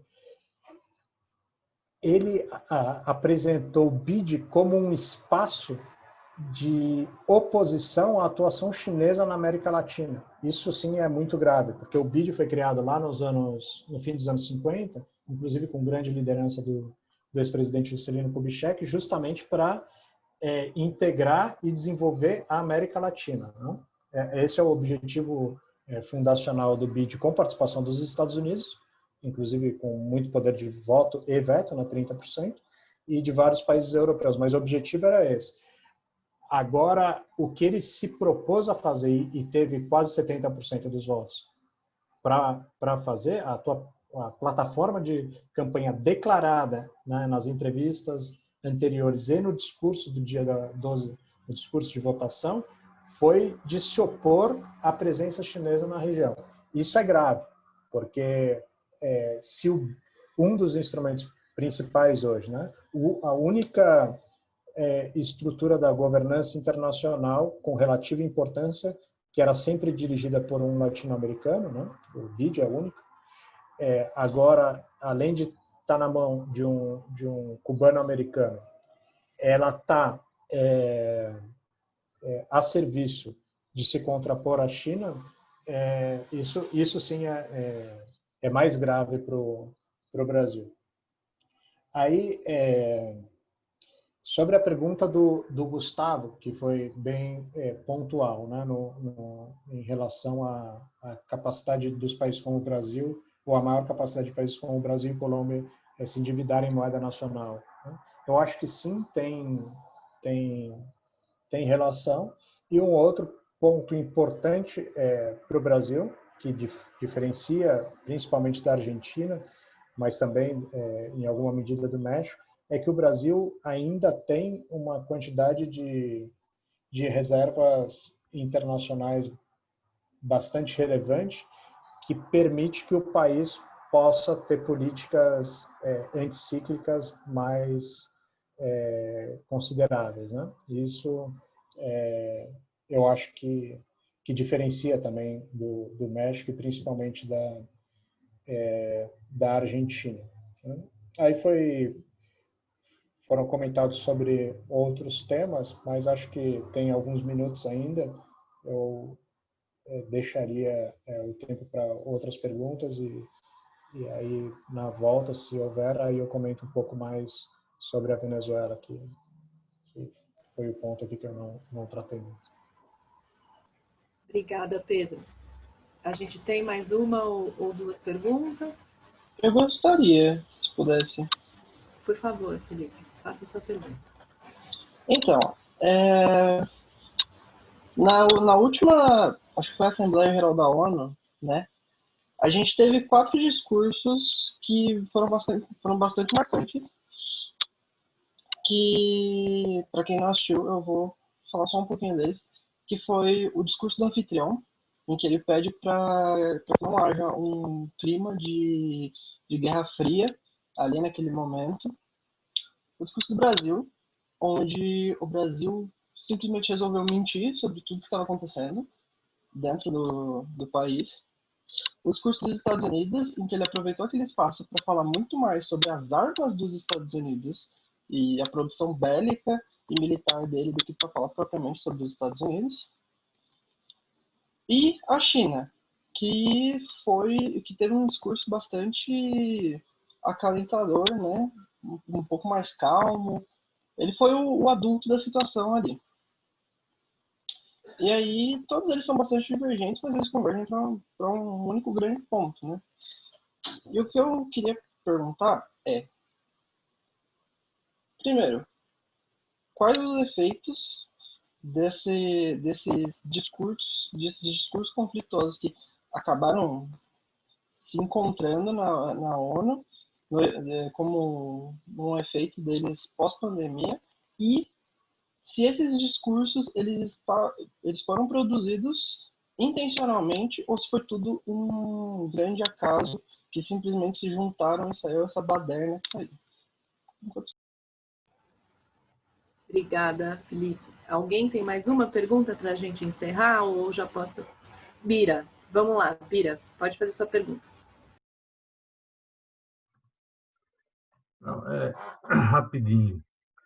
Eu acho que a situação aqui da América Latina é muito difícil, porque nos obriga a um desafio grande de tentar resolver a situação brasileira, o que também é uma tarefa não fácil. Porque, veja, uma pergunta para o Pedro, a situação da Argentina. Veja, os principais países aqui da América Latina são, do ponto de vista de importância populacional, econômica e territorial, são México e Argentina. A Argentina está numa situação muito difícil e não sei quais são as articulações possíveis dela para a sua equação econômica com o desastre que foi a gestão do Macri, né? Deixou um país numa situação difícil, que começa um governo novo em plena, 2 meses depois do início do governo argentino, alguns meses depois, nós estamos numa pandemia global que afeta inclusive a Argentina, mas todas as relações com o mundo todo, né? E o México, que tem um governo, tudo bem, de tradição democrática, mas é difícil de entender um pouco o comportamento do nosso companheiro AMLO, né? Do ponto de vista do comportamento dele na pandemia. Claro, ele tem um pragmatismo, está embaixo dos Estados Unidos ali, o principal exportador, o principal comércio com o hemisfério norte, do continente americano, mas é um parceiro que, do ponto de vista de jogar junto, ele não é longe de ser um protagonista, até porque não pode ser, mas mesmo assim me parece longe de trilhar um caminho que o Lula trilhou aqui quando foi eleito em 2002 e passou a iniciar em 2003. Claro, o México tem uma relação, mas o México, mesmo na época do PRI, mesmo durante os últimos governos do PRI, que eram governos já conservadores, assim, tinha uma política externa razoavelmente aberta com relação a Cuba, por exemplo. Sempre foi, né? Mesmo nos anos mais complicados de Guerra Fria, o México sempre teve uma relação com Cuba bastante aberta. Então, a situação... E acho que a eleição nos Estados Unidos está ocorrendo uma redução gradativa da vantagem do Biden no colégio eleitoral, né? Ou seja, ele ainda está na frente em porcentagem de intenção de votos, no geral, mas na contagem de delegados já esteve melhor, né? Eu não sei se essa curva, como é que vai ocorrer, mas a situação, digamos, está em perigo. E mesmo assim, do ponto de vista político, de política externa, para o Brasil, eventualmente, pode ser uma situação de melhor conforto. Não terá um apoio direto ao Bolsonaro, como o Trump tem uma relação direta com o presidente. Acho que a interpretação do Paulo Nogueira foi bem interessante nisso. Mas, por exemplo, com relação à Venezuela, refresco nenhum, né? Claro que talvez não tenha um Mike Pompeo vindo aqui, né, dentro do Brasil, ameaçar outro país. Mas quando se trata de Venezuela, o Partido Democrata e o Partido Republicano se abraçam no Congresso americano, né? Então, é uma situação difícil. Eu queria que você, especialmente essa questão Argentina-Chile, que é uma coisa que... Eu não sei, por exemplo, as relações deles com China, Rússia, ou seja, se eles estão a uma intensificação dessa relação com o Oriente que permita, por exemplo, a Argentina ter uma nova perspectiva, né? O Chile, você disse que já tem um comércio importante, especialmente com cobre, que é uma commodity forte do Chile, né? Bom, enfim, são preocupações aí que mostram a nossa responsabilidade e pedir até ajuda do Ladislau e do Vicente para a gente ganhar as eleições aqui em 2022, porque solucionando o problema brasileiro vai ficar mais fácil operar, porque está muito difícil o cenário, me parece, né? Carolina, desculpe, eu já falei, mas eu queria aproveitar, viu, que o Pedro pudesse fazer os seus comentários sobre a experiência da Unasul, né? Que apostas a gente estava fazendo e que apostas foram interditadas, porque o Pedro foi o diretor de assuntos econômicos. Eu acho que, mesmo que ele só faça alguns enunciados, a gente é um tema que a gente pode voltar a refletir. Legal. Pedro, então, o Ladislau vai fazer uma colocação. A única coisa, a gente vai encurtando o finalzinho aí do Pedro, mas ele vai depois fazer uma mistura boa aí para nós. Vamos lá. Diga, Ladislau.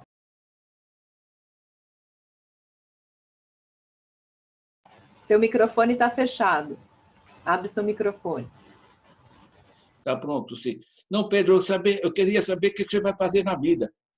Quais são as tuas perspectivas?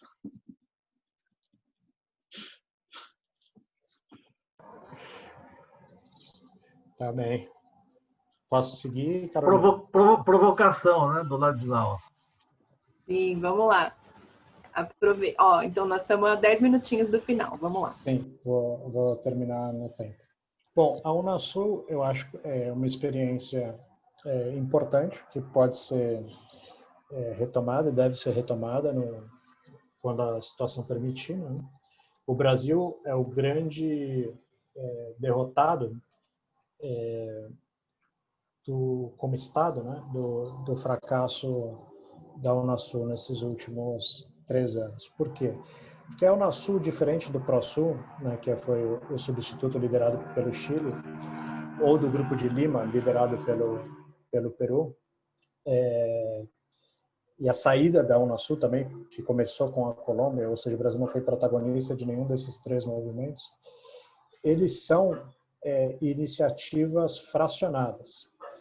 E o Paulo Nogueira, ele comentou, e acho que todos lembram, de um ponto que era interessante, que ele dizia que o Brasil liderava, mas tinha poucos liderados, porque havia outros 2 blocos com mais países da América do Sul. Mas eu entendo que o Brasil sim liderava, tanto é que as ações que o Brasil foi protagonista, como a Unasul e mesmo a CELAC, elas contaram com o apoio da unanimidade dos países da região. Então, o Tratado Constitutivo da Unasul foi assinado pelos 12 presidentes, ratificado pelos 12 parlamentos ali em poucos anos. E então tinha um marco legal bem definido, um tratado constitutivo, tinha orçamento, tinha burocracia própria, ainda que muito pequena, e a um custo muito baixo, 11 milhões de dólares por ano, 40 funcionários. Pedro, e o Conselho de Defesa Sul-Americano também. Isso. Vou chegar no Conselho Sul-Americano de Defesa Sul-Americano, no Conselho de Saúde, no ISAGS e na Agenda de Infraestrutura, que eram as 3 agendas prioritárias brasileiras. Mas o Brasil, ele atuava sempre em construir esse consenso regional, que era muito importante para as ambições globais do país. Então, nas iniciativas que o Brasil teve, por exemplo, a eleição da FAO, a eleição na OMC, realizar a Copa do Mundo, realizar as Olimpíadas, todas elas contaram com o apoio unânime também dos países da região. Isso é um cenário que não existe hoje, né? Uma candidatura sul-americana não tem, de forma alguma, para nada, o apoio dos países vizinhos, e até tem pouca possibilidade de um sul-americano ser eleito para qualquer instituição relevante hoje. Mas o Brasil não participava das iniciativas fracionadas, ainda que convidado. Então, o Brasil foi convidado pela Venezuela, pelo presidente Chávez, para participar da ALBA, por exemplo. Nunca participou sequer como observador. O mesmo, tempos depois, convidado pelos governos do México, Chile, Colômbia, Peru, para participar da Aliança do Pacífico como observador, e não participou de nenhuma forma dessa iniciativa, e mesmo de outras menores, enfim, Telesur e outras. O Brasil nunca participou de iniciativas fracionadas. Isso eu entendo que seja um ativo do Brasil. No momento que o Brasil conseguiu exercer a liderança, todos os países participaram, e além de ter um tratado constitutivo, de ter burocracia, de ter orçamento, havia 12 conselhos estabelecidos, inclusive, o mais importante, o Conselho de Defesa Sul-Americano, mas também o Conselho Sul-Americano de Infraestrutura e Planejamento, que incluía toda a agenda a carteira de projetos da IRSA, a agenda de de Infraestrutura, e o Conselho de Saúde, que tinha o ISAGS, o Instituto Sul-Americano de Governo em Saúde, com sede no Rio de Janeiro, cujo primeiro diretor foi o ex-ministro Temporão, com a agenda de saúde que seria necessária na pandemia. No artigo que eu vou fazer circular aí amanhã, que deve ser publicado pelo IPEA, tem toda a discussão de como não funcionou na pandemia a governança regional fragmentada em saúde, como o Chile e o ProSul foi incapaz de ter qualquer convergência regional para enfrentar tanto os efeitos de saúde pública como os efeitos econômicos da pandemia. Como eu tenho, enfim, mas obviamente se qualquer um dos presentes quiser conversar comigo depois, eu vou deixar os meus contatos aqui no chat também, assim como que eu terminar de falar daqui 4 minutos. Aí sobre a situação da Argentina, bom, o discurso nas Nações Unidas, primeiro, a pergunta do colega. Obviamente, esses discursos são os discursos mais pensados e planejados dos presidentes no ano, né? Então não tem nada de casualidade ali, é tudo friamente calculado, inclusive o do governo brasileiro. Em relação ao discurso, eu não vou me aprofundar nisso, primeiro porque não há tempo, mas em relação ao discurso do ano passado, acho que o discurso do Bolsonaro foi mais pragmático, né? Ele falou menos de comunismo, ainda que tenha mencionado pontualmente, com baixa intensidade até, o caso da Venezuela, mas reforçou a agenda dele ali de meio ambiente, enfim, e muito voltada, como vários dos discursos são, para o público interno, né, e para a polarização interna, né, e algum diversionismo também. Mas, em relação ao discurso do ano passado, eu acho que há uma agenda mais centrada ou menos descentrada. A situação da Argentina e do México é muito mais difícil que a brasileira. Eu comentei um dos aspectos da Argentina que torna muito mais difícil é o fato de ter pouquíssimas reservas internacionais e está muito mais susceptível a ataques especulativos. Mas o outro movimento que foi mencionado, a Argentina sim tem uma aproximação muito mais forte com a China, iniciada já no último ano do governo Macri. A Argentina praticamente não exportava soja em grão e passou a exportar soja em grão em 2019 para a China e já tem 10% do mercado chinês de soja em grão. 10% que foi mais ou menos o que diminuiu da participação brasileira. De tudo que a China importa de soja, que é um dos principais produtos agrícolas que a China importa, 75% vem dos países do Cone Sul, Brasil, Argentina e Paraguai, né? E Uruguai. Paraguai e Uruguai é bem menos, mas é algo considerável. E a China tem uma estratégia para a região que não é... Os empréstimos chineses não são oferecidos conforme critérios de risco e rentabilidade. Tanto que do total do estoque da dívida chinesa para a América Latina e Caribe, que é de 135 bilhões de dólares, mais de 60 bilhões de dólares exclusivamente da Venezuela, 47% do estoque da dívida. E, inclusive, com um empréstimo importante em 2018 de 5 bilhões de dólares, quando as reservas internacionais da Venezuela já eram inferiores a 10 bilhões de dólares e não tinha nenhuma condição de garantir aquilo. Ela garante com exportação futura, 20, 25 anos, de 400 a 450 mil barris diários, algo que ela não consegue honrar hoje. E provavelmente no médio prazo, daqui 3 ou 4 anos, a China já deve assumir diretamente a produção dos campos de petróleo da Venezuela para honrar esses compromissos. E não fará isso sem presença militar que respalde o controle da extração e, em algum caso, refino de petróleo na própria Venezuela. Não vai dar tempo, mas se alguém tiver interesse também, eu tenho bastante material sobre isso e texto sobre a presença e interesses da China e Estados Unidos, que não deu para comentar também, mas há uma coincidência entre republicanos e democratas sobre a agenda da Venezuela e sobre a agenda da China, muito mais do que outras agendas, por exemplo, a agenda de meio ambiente. Porém, no governo Obama, foram desenhadas as sanções para a Venezuela em 14 e elas não foram executadas em 15 e 16, momento que a prioridade da agenda hemisférica dos Estados Unidos para a América Latina e Caribe era a abertura cubana. Tá? Isso é uma diferença clara. Se há convergência entre democratas e republicanos em relação à Venezuela e China, provavelmente não se pode afirmar o mesmo em relação a Cuba.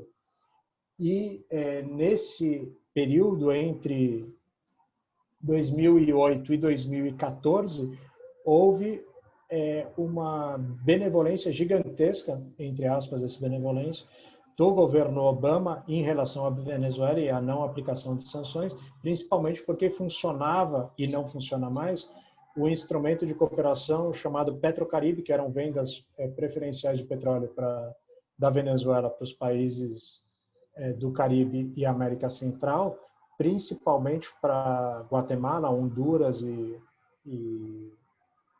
El Salvador, que eram a principal origem de pressão migratória para os Estados Unidos no momento que os Estados Unidos tinham uma política migratória mais liberal, mais aberta. Né? Então, havia uma funcionalidade da Petrocaribe e da estabilidade política na Venezuela e no Caribe para a política migratória dos Estados Unidos. É um dos aspectos, mas precisaria de muito mais tempo para aprofundar. E finalizo, já passei aqui 2 minutos do tempo, com a pergunta do professor Ladizar sobre o que eu vou fazer.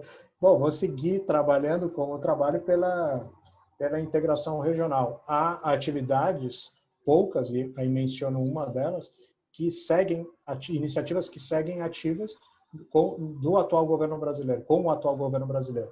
Uma delas, que eu tenho trabalhado bastante, é o corredor rodoviário bioceânico, principalmente a rota entre Porto Murtinho, no Mato Grosso do Sul, e os portos do norte do Chile. É um grupo de trabalho criado em 2015 pela presidenta Dilma. Macri foi a primeira viagem internacional do Macri, que seguiu ativo mesmo com todas as mudanças de governo.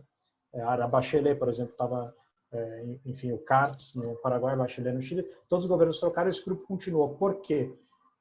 Há um fator que em toda a região há um deslocamento da produção para o Pacífico e das exportações para o Pacífico, então essa rota passa a ser mais importante agora, e há um fator da importância que tem para vários entes subnacionais, em particular o governo do Mato Grosso do Sul, que, como é sabido, tem a ministra da Agricultura é deputada do Mato Grosso do Sul, enfim, o presidente da Comissão de Relações Exteriores do Senado é um senador Nelson Trade, né, também do Mato Grosso do Sul, e eles têm uma agenda mais simpática à China, ou mais pragmática em relação à China, e que tem nesse projeto em particular um interesse de continuidade.